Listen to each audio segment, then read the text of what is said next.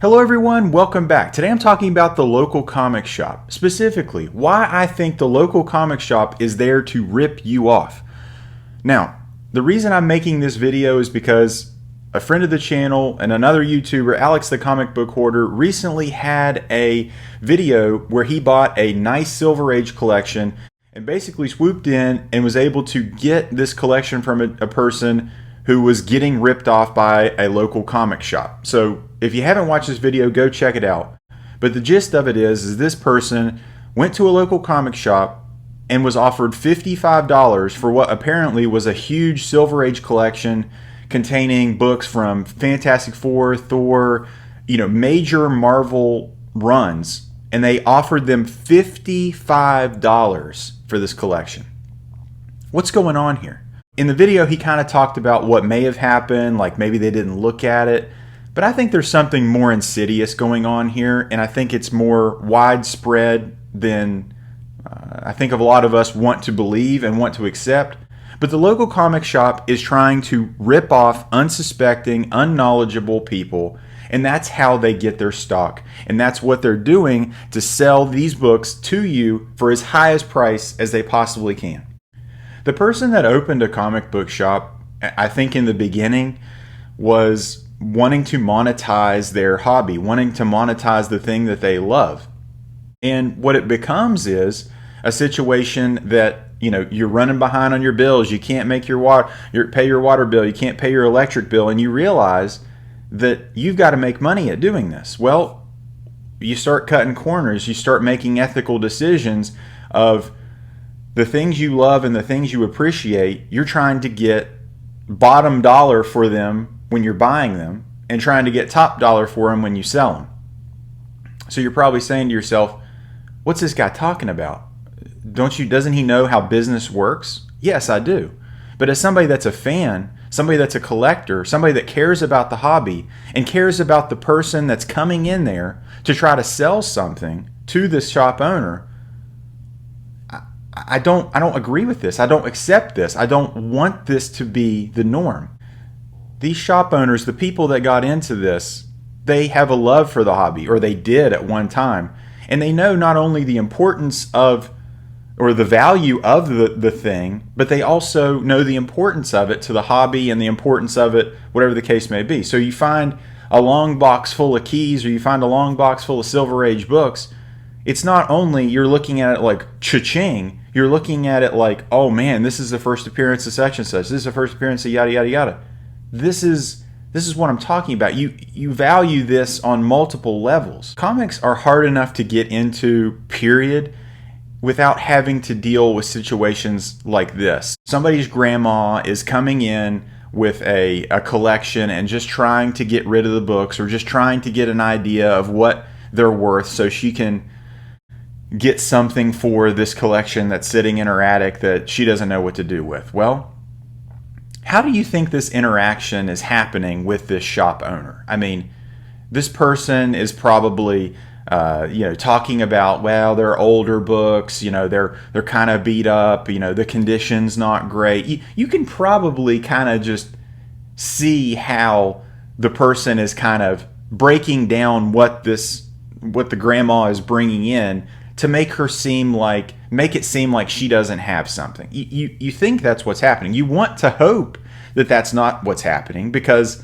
you want to hope it's like, oh yes, you have some really nice books here, and I would be able to pay you a fair offer for it. But that's not what's happening. What's happening is $55. That's the best I can do for that. But then you say, Sticky Goose, they're trying to run a business. Don't you support local businesses? Don't you support local comic shops? I've had people accuse me of being bad for the local comic shop. Maybe I am. I don't support these practices. I don't support these business owners. I don't support their business ideas. I think it's predatory. I think it's toxic. I don't agree with it at all. Maybe I am against the local comic shop. If these practices don't change, maybe they just need to go away. I did a little digging and went back and checked on our friends at the Basement Comics and Toys in Roanoke, Virginia. This is one of the shops that I was kicked out of. And I thought, surely these guys are probably out of business by now. Well, they're far from it. He's making posts about large collections that he's recently bought and then processing them. I love it when these guys talk about processing, like they've just gotten out of a mine and they're like sifting through rocks and rubble for gold. No, you're looking through comic books that you ripped off from somebody else. And this guy, Man Bun, let's call him what he is processing this large collection. And I just want to think about what that interaction, what that business transaction that occurred, how did that go down? Because you guys have seen me going into these shops, you guys seen me going into these shows, trying to make deals, trying to make trades, trying to sell what I have to try to get something else. And I'm very open and honest, almost brutally, about how these transactions and interactions go. And they don't go well.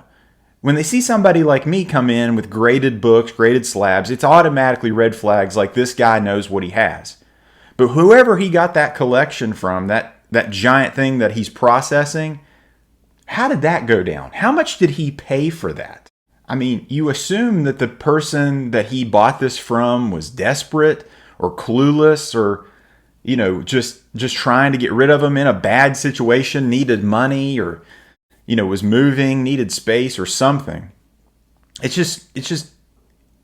cannot wrap my head around how that same person that had that interaction with me as a collector or somebody that knew about comics, how it was in any way, shape, or form similar to the interaction that they had with somebody who is considered a lay person or an unknowledgeable person.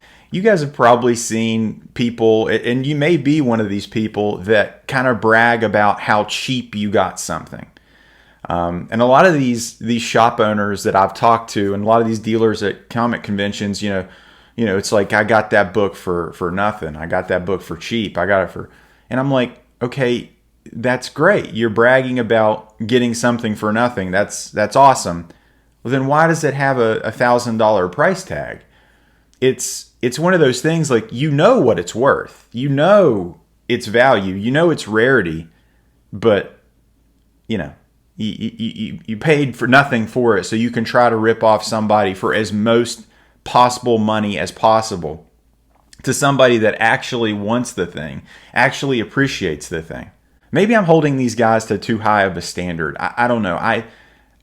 I look at them and I think of them as stewards of the hobby. I see them as the tent posts because so many people's first interactions with the hobby, walking into a local comic book shop, that is their first interaction. That interaction and that experience is kind of key, kind of crucial to their building of a love for the hobby, a love for the medium, and if it's a bad experience, then they never come back. These shops, these people, we are counting on them to keep this hobby alive, to make buying these things, make getting these things an enjoyable experience, or an awesome experience.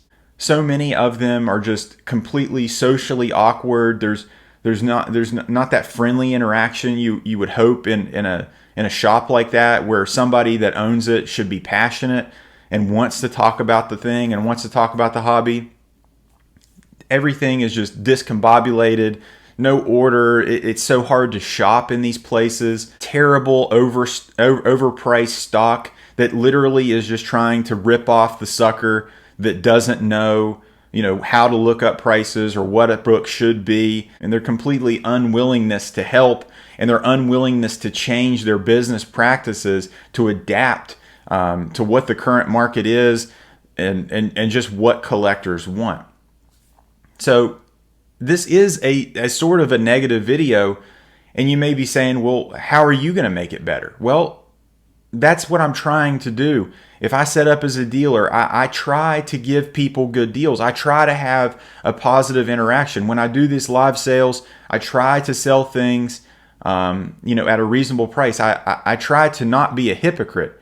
I love getting a good deal on something. If I can get something for cheap, that's awesome.